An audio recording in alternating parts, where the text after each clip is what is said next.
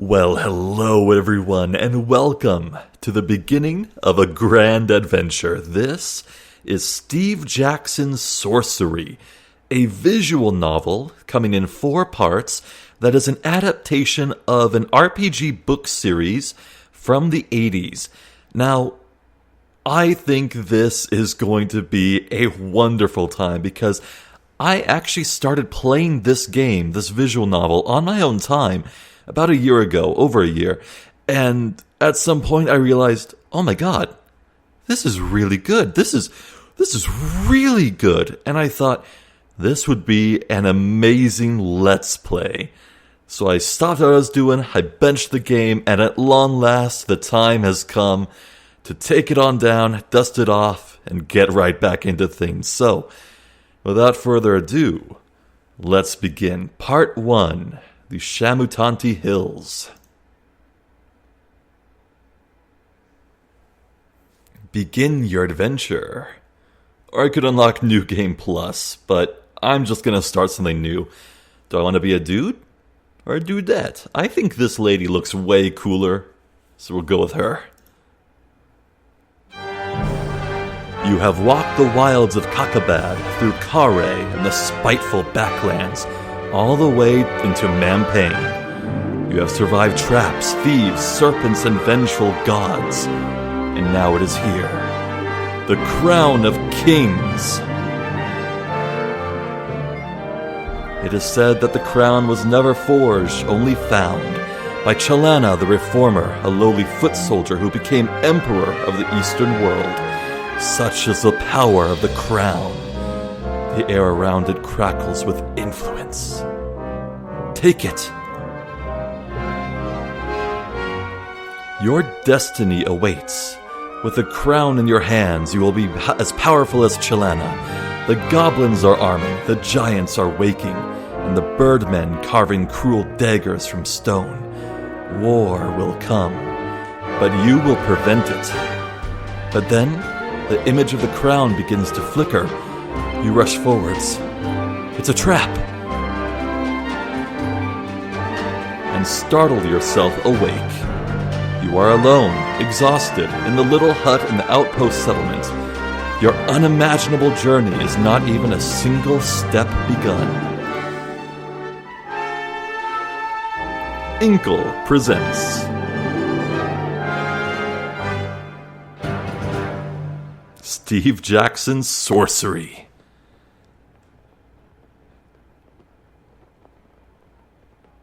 The Shamutanti Hills. Right, so before we do anything, I'd like to point out that on this map, we can see clearly that there is a town by the name of Dumpus. I just think that's really important to know. It's called Dumpus. Okay, now where were we? Let's see what's going on here. It is sunrise. You dress, breakfast on bread and goat's milk, and collect the pack and sword from beside your bed. Test the blade. You pause to test the blade against your thumb. The blacksmith has done well. The edge is keen and draws a narrow line of blood. Outside the hut, you hear the outpost settlement stirring into life. Pray for luck. Taking a moment more, you close your eyes and raise a prayer to your spirit guide. This morning, it has the form of a panther. But what will it become once your journey truly begins? A great calm descends on you. Time to go. Time, then, to depart. You lift back the flap of the hut and step into the early morning sunshine. So we click and drag our character. Oh, no, rewind, we're good. Click and drag our character. I said click and drag our character to the flag to move. Right, if you just hold the click on your character, you get to rewind, I guess. Eyes follow you as you leave the hut and walk towards the great Shamutanti Wall. The frontiers people of this tiny settlement are well aware of your mission. Greet them. You turn to them and bow. Some smile in reply, but are too afraid to approach. Others make gestures of protection. You are going beyond the wall, so they believe you to be cursed. A man is waiting on the path to the Cantopani gate, the final doorway between Analand and the wilds of Kakabad. Okay. Keep it together. Don't make the joke. Don't do it. It's right there, though. You recognize the sergeant of the Sightmaster Warriors. He holds out his hand. Look at that art. That is some nice, cheesy 80s fantasy pulp right there. Love it. Greetings, Sergeant. He touches his forehead with 2 fingers. You're almost ready, my lady, he says. I have for you a gift from the king, 24 gold pieces. It is all we can spare this time. He holds out a pouch. Oh yeah, take it. You accept the gift graciously. Thank you. You should buy some supplies before you pass the wall, the surgeon says. And you must collect your spell book if you wish magic to aid you. Finally, should you wish to practice your swordplay, I will go one last round with you. And he points with his staff towards the training ground. Right, let us collect the spell book. One of the huts, set slightly back from the others, is decorated with glyphs and strange symbols. A terrible smell emanates from its doorway. This is the hut of the chief mage. He has been preparing your spell book for days, reading star charts to work out which spells will be available to you in the different locations in the hills and beyond. Do without the book? No, I want magic. Go inside. You lift the flap and go inside. The mage looks up at you with haggard, sleepless eyes and presses the book into your hands. Do you understand how to use this? He asks. Tell me. Each spell is crafted through the alignment of 3 stars, he begins. The spell Zap, for example, is made by aligning Zarathustra, Aegis, and Pini. But that is not important. What matters is that the spell is called and what it does. Zap will give you control over lightning. Hot will create a fireball. Foff will create a force field around you. Shall I continue? I've heard enough. He scratches absently at his ear. Remember, some spells will cost you effort to use, but the ones that don't will not work without a focus, an item of some kind. You will need to read the book to know what. Research magic using the spellbook button on the map. Let's absolutely do that. So here is our big old spellbook. There are a lot of spells. I think there's over 40 of them. Let's begin at the start though. This volume contains the 48 spells of the High Craft as discovered and passed down from generation to generation of sorcerers from the earliest days of the Eastern world. Each spell is formed of 3 letters, and each spell will take energy to cast. Furthermore, some spells will fail without the use of a particular item or focus. The 6 most useful spells. If you learn only 6 spells for your adventure, learn these. Zap, Foff, Law, Dumb, Hot, and Wall. All these spells are extremely tiring and will cost you 3 points of stamina. More economical versions exist, though some rely on the caster owning particular items of power. And of course, if you leaf through, you actually get illustrations and more concrete descriptions of what they all do. Let's see. Yeah, some of these are pretty dang interesting, aren't they? But we can leave that be for now. Let's return. And let's also look at our kits. So we have 20 stamina, 24 gold, and if we look at our items, you see our spellbook, our weapons. I have a long sword, or nope, just a sword at this point, okay. And treasure. 24 gold pieces. And that's all I have to my name. A book, a sword, and gold. So let's fix that by some rations.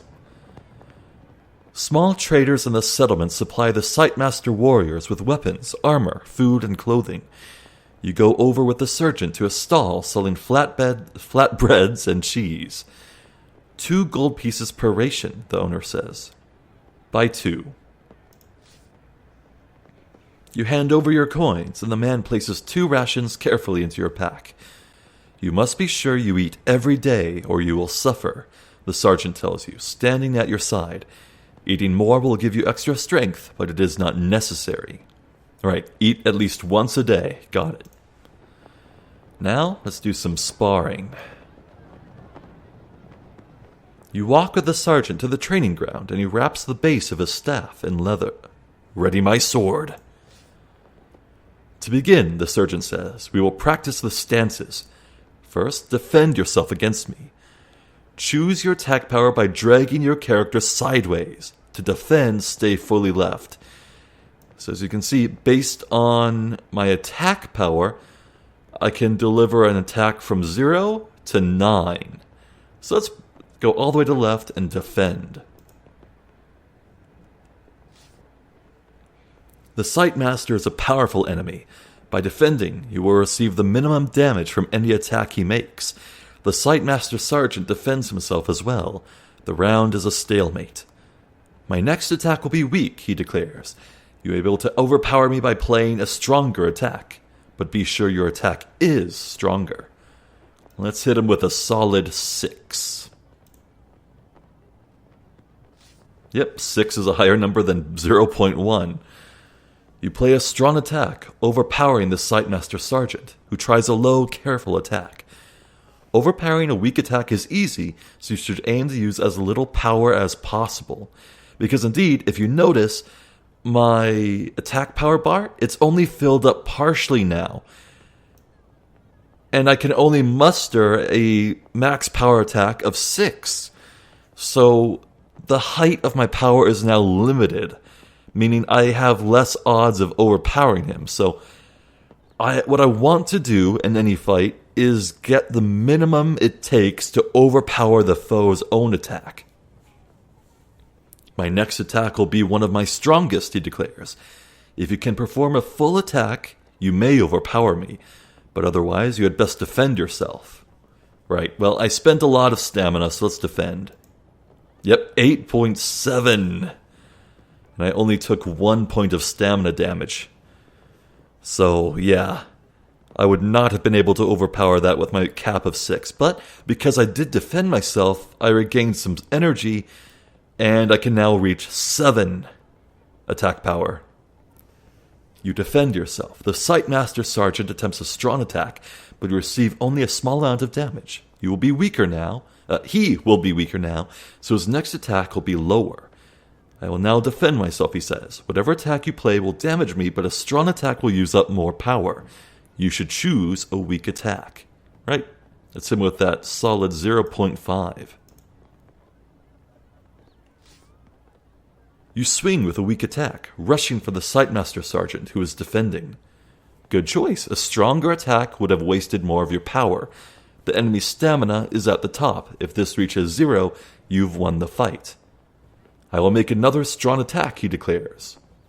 Do I want to risk and overpower him? Or play it safe and defend? Let's go for it. 7.7. Handily beat him. You choose a powerful attack, overpowering the Sightmaster Sergeant again. He bows. You have finished me. Excellent. 1 stamina lost. Skilled swordplay. You seem to remember the basics, the sergeant says breathlessly. Good. Another round? Enough training. You shake your head. Very good, the sergeant agrees. But if you wish about in earnest, then I warn you, I will not go easy on you. He indicates the wider yard where there is space for a true match. Well, okay. Let's try a real fight. You head over to the yard to practice a bout of real fighting. The sergeant removes the cloth padding from the base of his staff. This time I will not tell you my intentions, he says. You will have to read them for yourself. Be ready. So, let's hit him with a nice old opening blow. The Sightmaster smiles at you, taps the ground with his long staff, and readies his stance. You feel the weight of your sword, then bring it up to deliver a mighty stroke like a woodsman cleaving a tree. The Sightmaster Sergeant comes in with a tough blow, balancing his strength and his impact. But he has misjudged your strength and you knock him back. You have winded him. You are strong, he acknowledges. I think we should defend at this point. I could have overpowered that, but you drop yourself into a crouch as he tries a deep bash, but you duck. Fast work, he grunts. You escape, mostly uninjured. So, I believe enemies have the same attack power system you do, and he's hit me with 2 medium blows, which means I doubt he could go for something really powerful. Let's hit him with a 5.1. Ah, he defended. Crap, that's not good. Time to attack. You swing your sword fast in towards his chest, but the impact clangs against his defending staff and you only lay a minor wound. He shows his teeth. You see his arm grow tense. He is readying for a strong attack. Okay, defend. You whip up your defenses as he powers forward with a cry. It only tires him out. You are largely unhurt. His eyes follow your shoulders. He's probably about to defend himself. You realize a strong hit would be wasteful now. Let's go with a 3.0. Acting quickly, you slash violently across his chest, but the blow jumps back off his lifted staff and you only place a small bruise. He grimaces with effort. The Sightmaster shakes his head. Not bad, he grunts, clearly weakening. His guard is coming up, conserving his energy so that his next strike can be stronger. Defend. You ready yourself to block, but he hangs back and watches you in return. He watches your footwork closely. You hear observers in the gathered crowd murmuring expectation. But do they expect a violent blow from him? Or for you? Let's overpower him. Thrust 7.7. Oh. Uh-oh. Leaping into action, you rush forward with a deep, heavy slash, but the impact clangs against his weapon and you only land a light wound. He grimaces with effort. His breath begins to heave. He is struggling to stay upright. He alters his grip to hold his staff more loosely. He seems to be preparing a simple jab, a chance to overpower him perhaps. Let's defend. You duck down into a crouch. His light blow sails over your head. His eyes narrow in preparation for a greater effort. You hold firm and keep up your defense as he attempts a strong stroke. Well done, he grumbles, panting from wasted effort. You escape mostly unharmed. You see his grip change on the heel of his staff as he readies himself to strike again.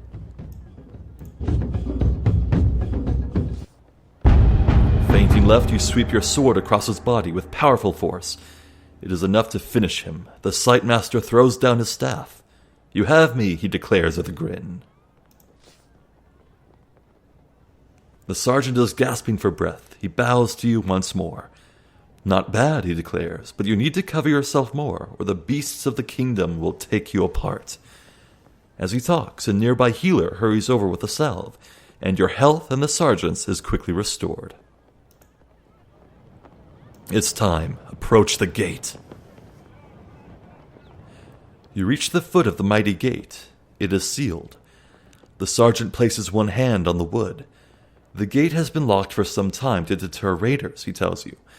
But you will have no difficulty. The stars in this place will allow the DOP spell to be crafted. And he stands back. Let's do just that. Woo! Bit disorienting, but here we go. D-O-P. Opens locks and doors, requires 1 stamina.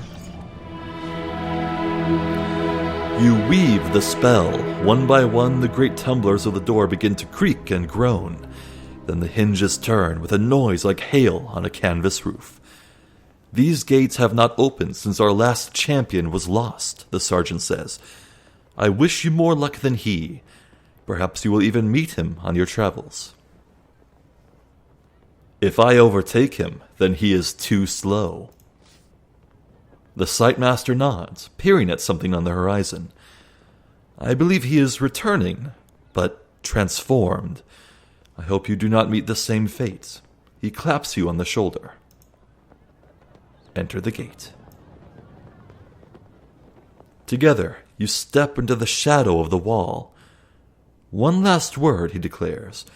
When you have the crown, find the highest point you can find. We will be watching. Watching from where? From here.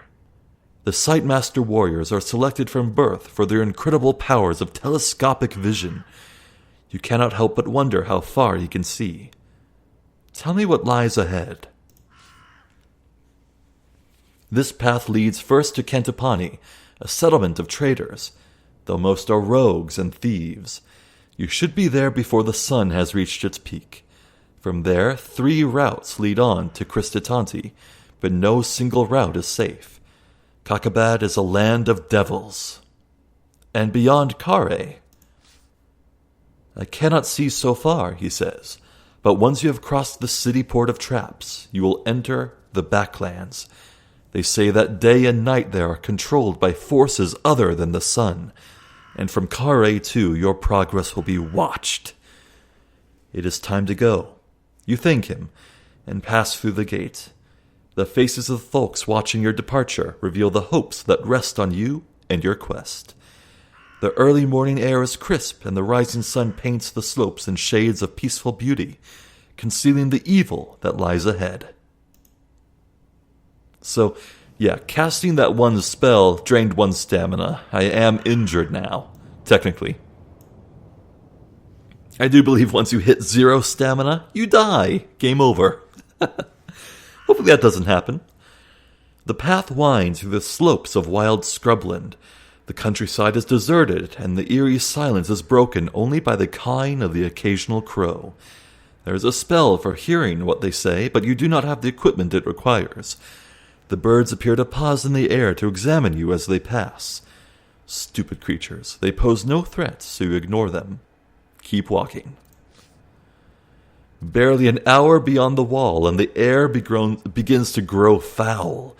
The Shamutanti hills are infested with the pestilence of the backlands. It saps the energy from your body, leaving you feeling nauseous and weak. Okay, I have 10 stamina now. My HP got cut in half. Great.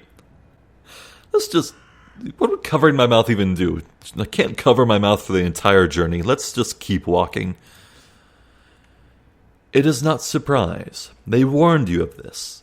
You will grow accustomed to it the longer you are out here, but for the moment you must be very careful. Your maximum stamina just decreased. You can see your stamina at the top of the screen. If this reaches 0, you'll be too tired to carry on. Stamina can be regained up to the maximum by eating rations or resting. Right, so the first real choice. I can either travel across country or take the road to a low rise. Well, my goal here is to travel north up to Kare, the city port of traps. So the way I take that, well, the cross country is faster. Well, no, it's more direct. But you know what? I have a saying. Slow is safe. Safe is fast.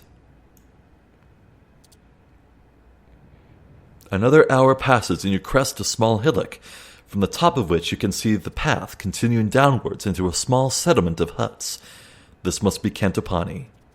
Look at the village. From the distance, it's hard to make out much about the town, except that it must be desperately poor.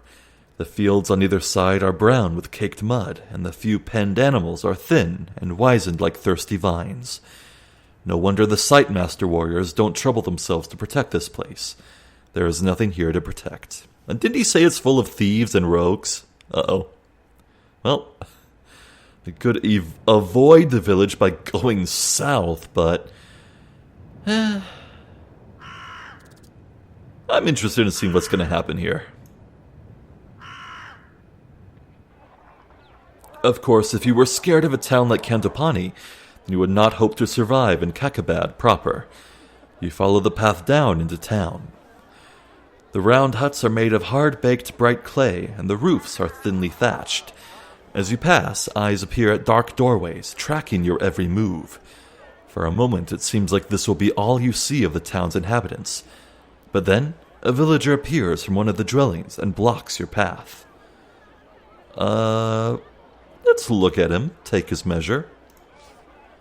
He is 5 feet tall. They cannot grow much taller out here in the poisonous air. He has thick-set arms and thighs and is half-clothed in tattered breeches. His eyes are wild, and his long red hair and beard stand out from his face in a wiry tangle. "Halt, stranger," he commands. "What business have you in Kentopani?"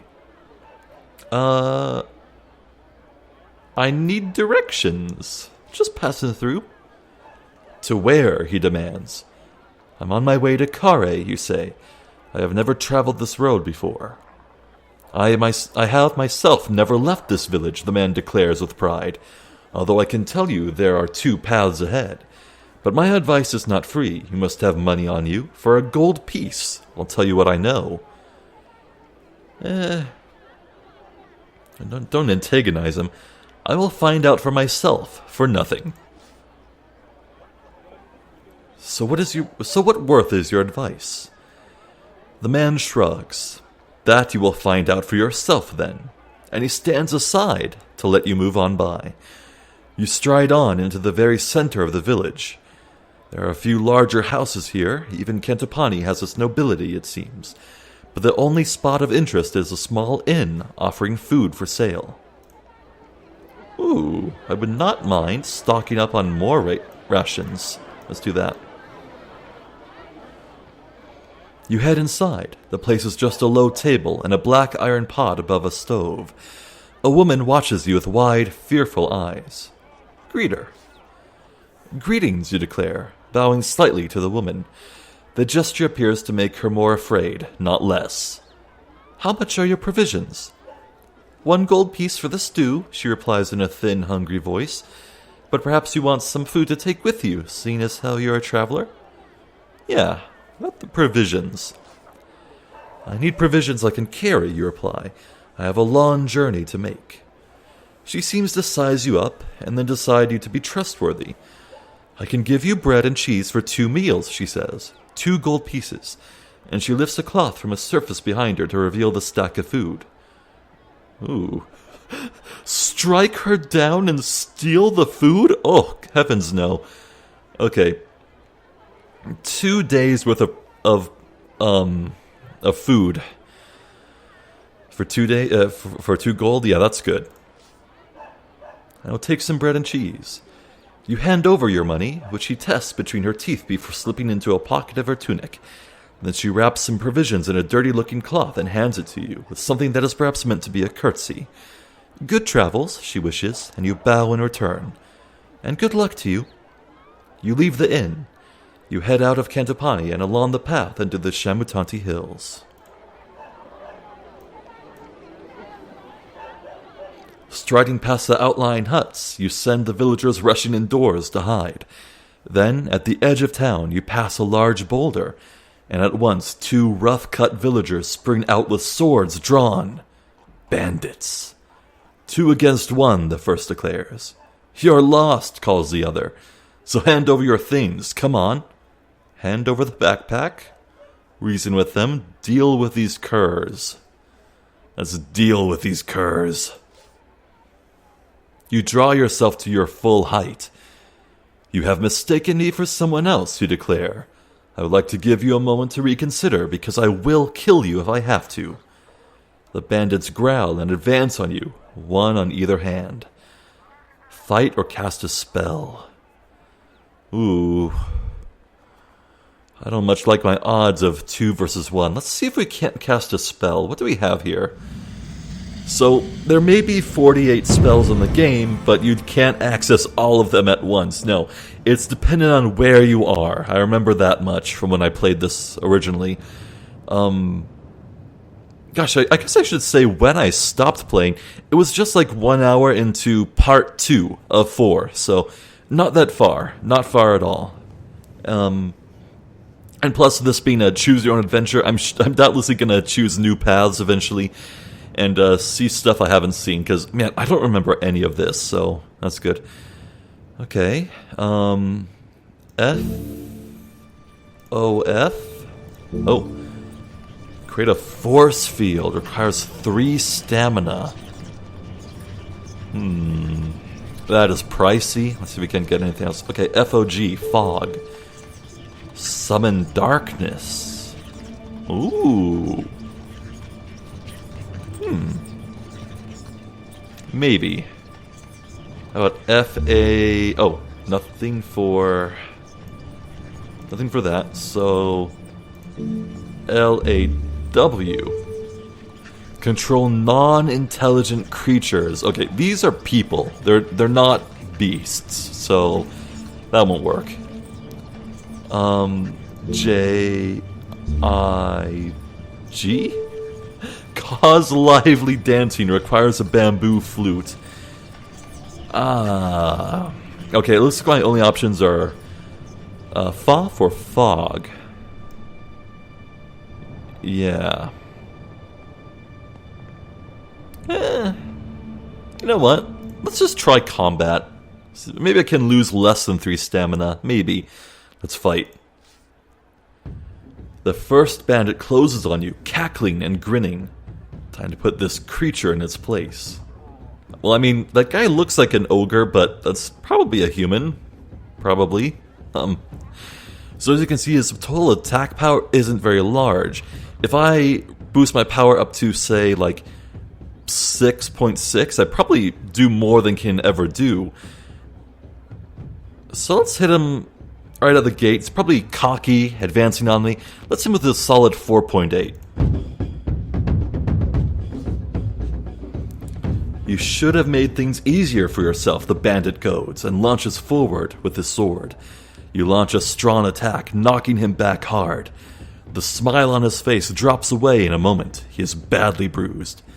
He raises his sword, ready to protect himself. Hit him with one of those 1.6. You cut the imbecile no slack. Hurrying forward, quickly you aim to let his blood.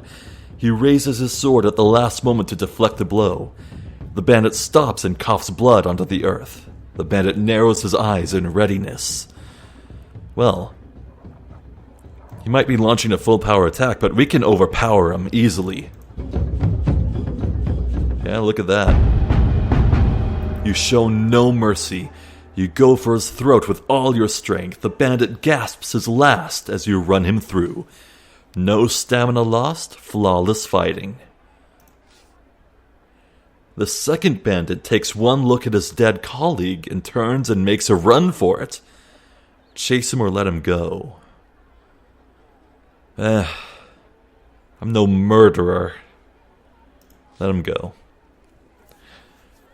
He will tell others not to try to interfere with Analanders in future.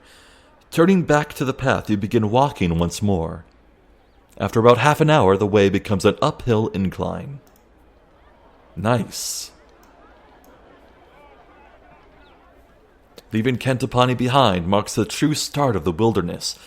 Beyond that tiny outpost, there are scattered homesteads and Kare, a thriving city port, but all are touched by cruelty, isolation, and fear. The backlands and the long shadow cast by Mampain Fortress darken everything. And with the crown gone, and with the crown stolen, things can only grow worse. In the long years since Chalana the Reformer founded the Alliance, the crown has been passed from kingdom to kingdom every 4 years, ensuring each one has its turn to lead, but no more. Ruddlestone, Lendolend, Galantaria, and Bryce have all enjoyed its power. But not Analand. When the crown came to Analand, it was stolen by birdmen from Zaman. Okay. Stop. Don't say it. And carried off to Mampain. With the crown, the Archmage will be unstoppably powerful. There is no choice of sending an army against him. A military force would not survive the journey. So here you are, a lone adventurer, walking the long path to Mampain alone. 5 minutes later, you reach a fork in the road. The sergeant, for all his eyesight, hadn't mentioned this. The road splits around the base of a gigantic tree. but does not rejoin on the other side. The left path winds down into the valley, and the right rises up a slope towards the first thick forest of the hills. Look right. It's hard to see much further uphill. The forest is sudden and thick, and the path narrow. It may be hard going in that direction, but the hills will involve a lot of climbing eventually, and you may get a decent view of the next leg from the top of the ridge. You pause to consider the lower route. There is a river there, and the path follows the left bank.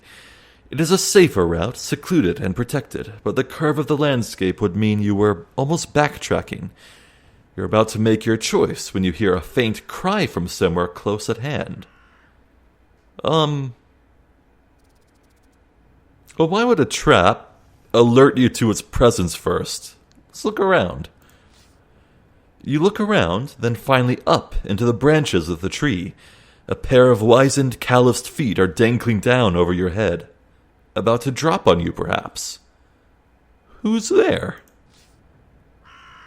The voice cries again, a little more boldly this time. Up here! Help! Help! I can't get down! It is the voice of a feeble, wiry old man. Stepping back a little, you can see him clearly, as thin as sticks and dressed in dirt rags. Oh, look at that art. That guy is pretty old. Look at the hair. Oh my god. Okay. Oh my god, is that a bee's nest? Or even worse, hornet's nest? Oh man. What are you hiding from? How the old man got up in the tree is a puzzle. He must have been escaping someone fearsome to climb so high. What are you hiding from, you cry. Damned elvins, he replies. I were travelling from Dumpus to the outpost settlement in Outland, but I were waylaid by elvins, robbed me blind, all but took me eyes, and left me up the tree. I keep getting older, you see. We all do, but some worse than others. Climbed up, but now I'm too old to get down. Aw, this guy needs help. All right, help him out of the tree. Swinging yourself onto the lowest branch of the tree, you reach up and grab the old man by the waist. He is as light as a leaf, and within a moment you have lifted him to the ground. Thanks for that, he remarks, brushing himself down and almost knocking himself over in the process. I was just starting to get a bit, perturbed. But I'm on the safe now. He seems remarkably confident, considering that the slightest stumble might break him into bits. What do I get in return? It was no problem for me. What will you do now? Keep going for Analand, he says. That's where I set off from. All back now. You wouldn't believe the story if I told you. Suffice to say, though, if I know me eyes from me eyes, you're heading out to Mampain, and you'd better be smarter than I was. And here. How would he know I'm going to Mampain? That's so far away. He presses a page into your hand. It is a page torn from a spell book. This guy's probably a wizard. An old man. Big white beard. Knows things he shouldn't. Has a spellbook page. Probably a wizard. Good thing I didn't make him angry. This might be some use to you. I found this. Just found it, mind, and don't go asking how, but it's no good to me anymore. Look at the page. You look the page over suspiciously. It seems to be half of a spell. C-A something. That might have been used for pest repulsion, but is unworkable in its current state. Yeah, I'll keep it. I guess that's a 49th spell, maybe. You take the page and thank him. The man falls quiet and squats down on the ground. With his jabbering done, you hear a buzzing sound from high up in the tree. A beehive. Climb up and investigate? No? Why would I do that? Don't mess with beehives. Leave and move on. You must move on. The light is fading already, as the old man dashes off downhill towards Kentopani at terrific pace. You consider your options. The low path or the high path? Well, I want to say I think I went left earlier. Either way, it looks like no matter what road I take, it'll all lead to Kristatanti. If I go right, there's going to be a split in the forest, but there's also the Schenker mines. That seems interesting. Let's check out the mines. The high route seems the most secure. In a valley, you can be easily observed from above and led astray, but out in the hills you can go whichever way you choose. Of course, when night falls, it may be cold and exposed up on the slopes, but no matter. This journey was never destined to be easy. The path winds upwards into the hills and into the cover of a wood. The afternoon sun glints through the trees and plays tricks in your eyes. Every so often you catch a glimpse of some strange-shaped animal or other watching you, and only to find it is the silhouette of branches and leaves caught in an odd angle. After an hour's walk, you are starting to feel hungry.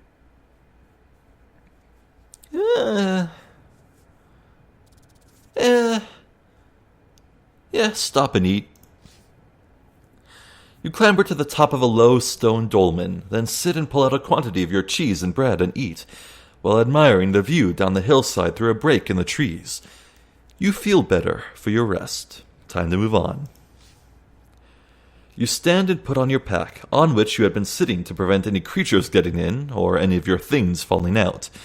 Then you return to the path. The climb continues, with the path twisting this way and that. The air grows cold and the sun flickers on the horizon, then sets, making it hard to see your way. But the moon is full, and when twilight is done, it will be bright once more. Make camp or keep walking. Okay, no use walking through the woods in the dark. Make camp. But to tire yourself out on the first day would be inauspicious. You settle down to make a camp for the night in a natural shelter provided by the roots of 3 gigantic intertwined trees. Your backpack will serve for a pillow, and your cloak for a blanket. You lay yourself out on the ground and are quickly asleep. The moon is full and high in the sky when you next open your eyes.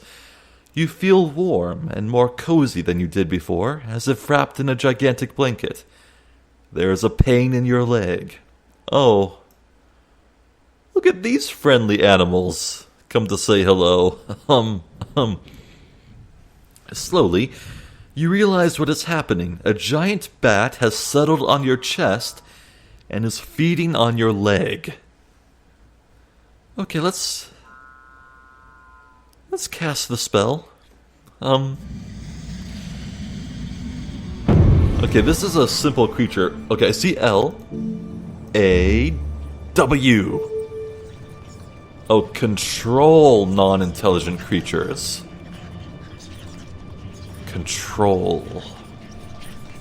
It might be a bit too extreme. What else can we do? M A G. Protect from magic? It's just a bat. G U M? Create glue? Glue the bat to my leg? No. Where would I even get a vial of glue? Oh. B I G? Grow in size. Wait. Will that just make the bat bigger or myself? Okay, I'm gonna assume this makes me bigger. You cast the spell and begin to grow until the bower beneath the tree can barely contain you. One leg becomes stuck in a gap between the tree roots. It is horribly uncomfortable, and you cannot move. Still, you can crush the bat in one fist and promptly do so. Then you wait for the spell to wear off so you can rest. Gradually, you shrink back to your normal size and settle back down. Ooh, I like that spell. Hey. Oh, my max stamina increased to 12. Nice. Once again, the crown fills your dreams. Only now, instead of being hidden away in Mampain Fortress by the Archmage, you see it on the head of the burly villager from Cantopani. Anyone can wear the crown, he declares to you, but wearing the crown, you are no longer just anyone. And then he points a finger at you that seems to crackle with energy, and you find yourself drawn towards him. Commanded to do his bidding, the woman from the inn is beside you. She spits at you when you look at her. You are walking towards a crack in the ground. It seems sure to swallow you whole. You stumble at its edge, about to fall. Pleasant dream? What the hell does that sound? The second day of your journey begins in the morning cool.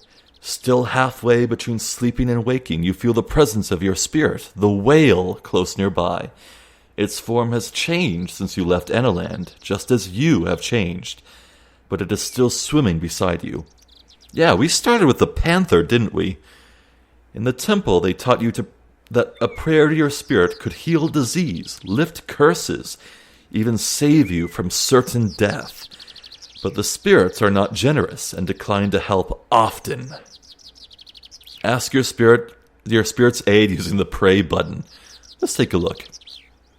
Your spirit is the whale, a slow, careful creature of great wisdom and deep honor. The whale moves through deep, dark places but leaves barely a ripple on the surface. No aid the spirit might give you now. Okay. I guess that reflects what I am. Walk on. You can feel yourself getting accustomed to the fetid air of these hills. You have now ascended several hundred feet and can expect to make excellent progress before the end of the day. As you crest the brow of the hill, you see something that makes you stop in your tracks. To your left is a clearing, and in the clearing are several poles planted firmly in the ground. And atop each pole is a head. Oh. The heads are of all kind and ages. Some are recently fixed, while others have decayed, and some are nothing but skulls and hair. There are human heads, goblin heads, and one or two heads of creatures you do not recognize. All have sewn-up eyes and mouths. A large X painted on a rock nearby is obviously intended as a warning not to venture any further. But ahead the road forks, left and right, and you cannot be sure which path you are warned not to take. The right-hand path continues to climb, and the left-hand path winds down the side of the hill. Well, I made up my mind earlier. I want to check out the mines.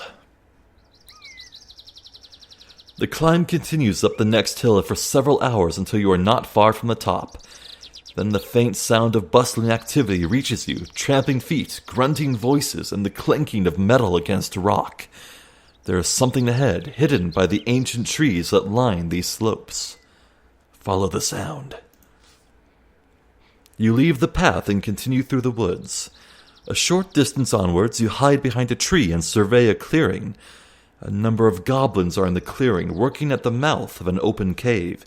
They trudge in and out of the opening, carrying large bowls in their arms, piled up with glistening rocks and dull metallic nuggets. Ooh. Okay, make a break for the cave entrance. That sounds really dumb. They're all right there. Let's watch, get some more info. I want these riches. You stay hidden, getting a sense of the scale of the operation. There are at least 30 goblins inside the cave, each coming out every few minutes or so with a new pail of stones. Then there are other goblins working in the clearing with hammers, smashing the rocks into small pieces, extracting metals from inside, loading them into carts, and finally pushing the carts away down a wide track between the trees. It is quite some operation, but not without its weaknesses. There are too many goblins to create any kind of distraction, but they move away into the trees fairly often, and sometimes the cave is left unguarded. Slip inside the cave.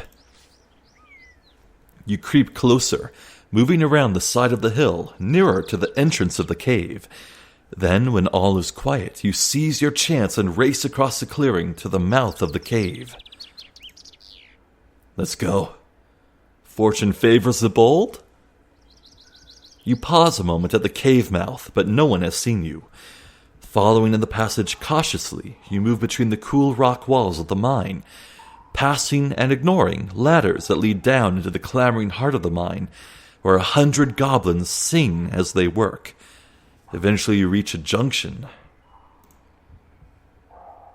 Left or right? Ooh. Oh, my spirit's a gorilla. The king of the great apes, a creature of honor and good faith, who accepts both danger and misfortune as traveling companions without hesitation. Okay. Stay right. You follow the passage to the right. It twists around deeper into the hillside and ends in a sealed wooden door. Try the door. Locked. Oh, I have an unlocking spell. It was the first spell I ever cast, right? Yeah. What was it?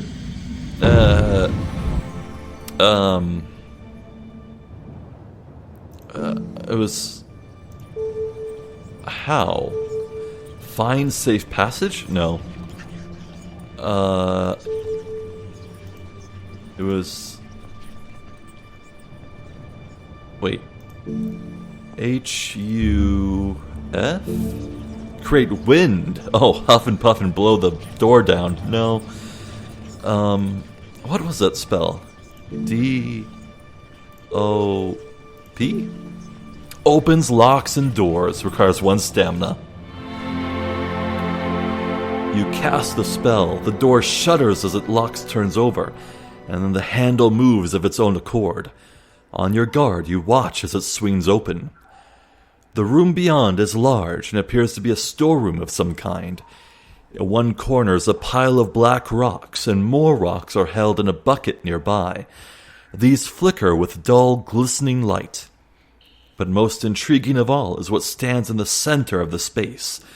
A mechanical apparatus, perhaps a press or a stone cutter, being operated by a large and powerful ogre. Oh, look at that gorgeous art. Oh, I love this. This is great. Okay. He does not for the moment seem to have noticed you. Watch him work. Certain he has not noticed your sudden arrival in the room, you stay in the shadow and watch as the ogre goes about his task. He is dropping stones from the black pile into one end of the machine and turning a heavy handle, crunching the rock. Something is coming out the other side. To see what, you'd have to approach him, as he is in between you and the outlet of the machine.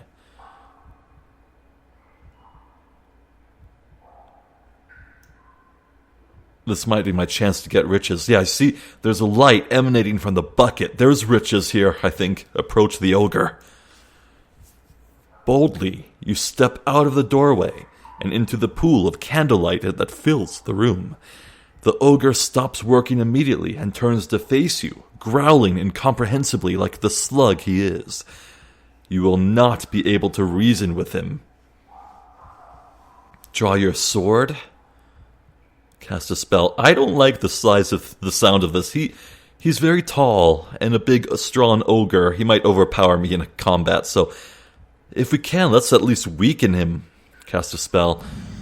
Or if not, find another way out of this. Okay.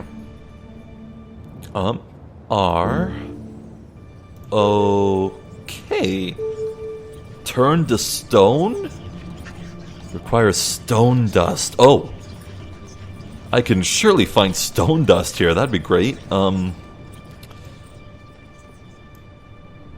K. Oh. No, that's not. I want K. Oh, nothing for K. W. No. It's a bit touchy. W-A-L. Create an invisible wall. Well, that would stop the ogre from getting to me, but I wouldn't be able to get to the other side of the room and loot the stuff, would I? Walk? Create a shield? Requires 1 stamina and 1 gold piece. Whoa.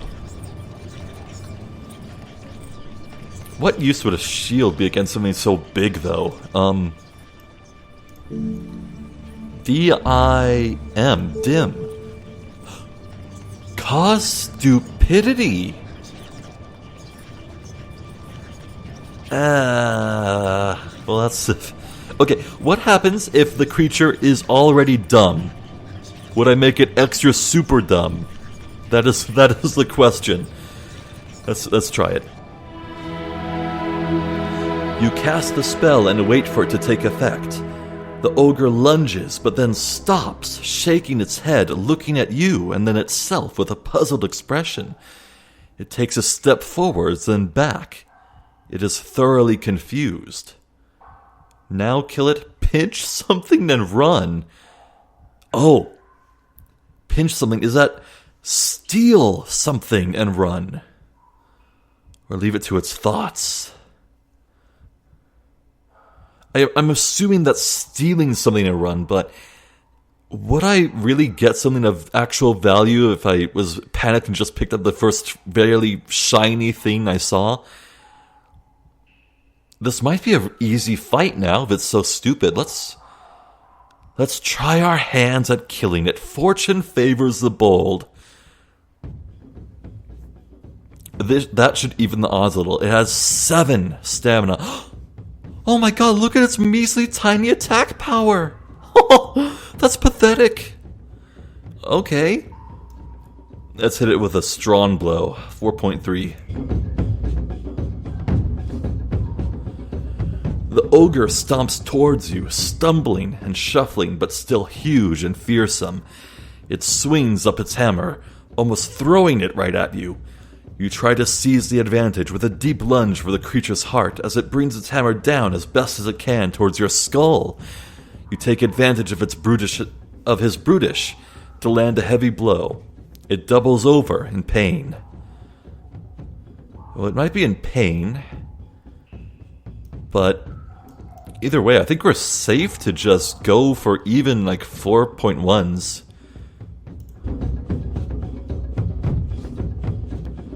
You strike again. Swiftly you aim for his heart as the ogre swings for your head. The ogre stumbles, suddenly crashing into the machine, which almost buckles under the weight. Press the advantage. Maybe finish it even.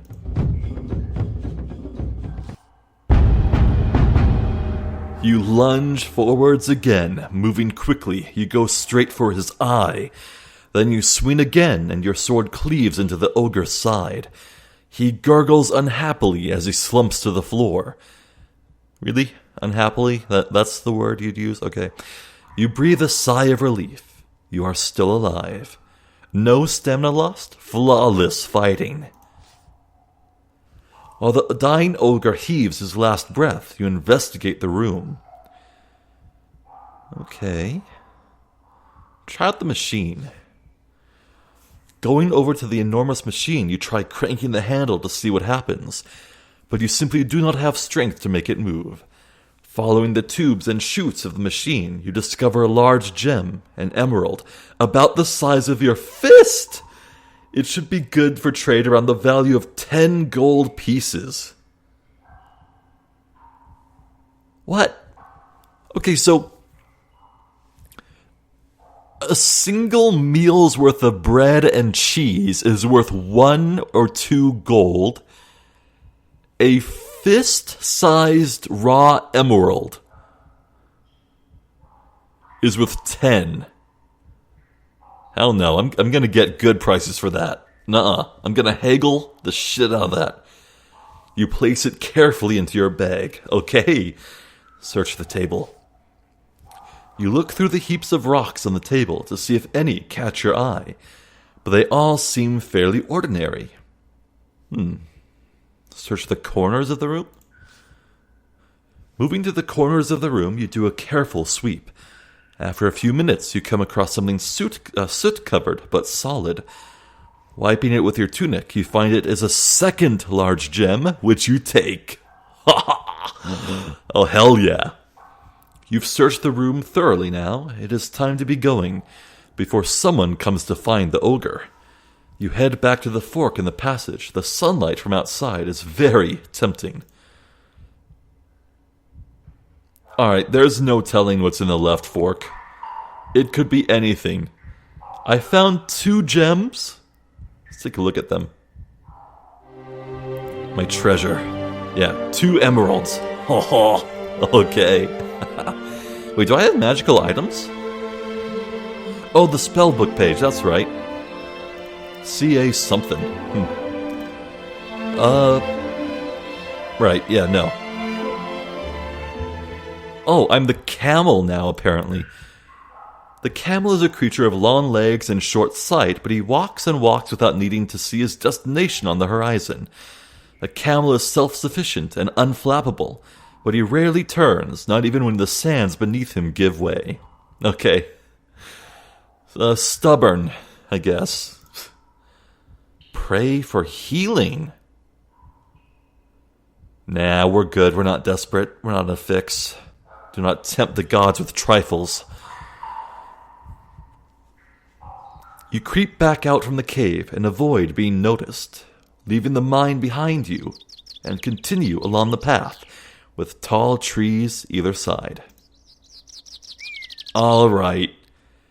That will do it. This has been Sorcery, the first little step in our adventure. So, yeah, this series shouldn't last too long. As I said before, this visual novel is in 4 parts, and I played until like the first hour or so of part 2, and the map in part 2 was roughly about this size as well. This is the map of part 1, and so we made it starting from here and climbed our way all the way through here, made it to the mines. So that's our progress after 1 hour of play. Well, we did have kind of a slow beginning with my intro and the game's tutorial, but that's more or less the pacing you can expect from this playthrough. All of this, times 4, and I think we are in for a marvelous adventure because I remember being immensely impressed by part 2. Like, it immediately felt a lot even cooler than part 1 was. And just seeing how cool part 2 was, at least its initial setup, that was what sold me on the idea of making this a Let's Play. So I can't wait to get back to there. So, yeah, from here, I quite imagine we'll head north, up the path, to Cristatanti, a town. Maybe we can sell our emeralds there, maybe. Maybe buy some more equipment, more than just rations, you know? Because I do remember that there's, like, additional equipment that's not just, like, spell casting tools and stuff. I see we'll have plenty of more choices, but it seems from Cristatanti, all roads lead to Dumpus, the most important place in the world. Oh, man. Now, I'm already deeply in love with this game. And I hope that if you aren't yet, dear viewer, you will soon. Because this stuff, it gets good. Ah, man. So, before we end things, I should actually point out, there is a comprehensive rewind feature. This button right here, I can click and drag to scroll back and replay any choice. I could go back to the very beginning of the entire game and make different choices at any point. But if I did that, everything that came afterwards would be erased and I'd start a new timeline. So, yes, at any point, technically speaking, no rewind, cancel.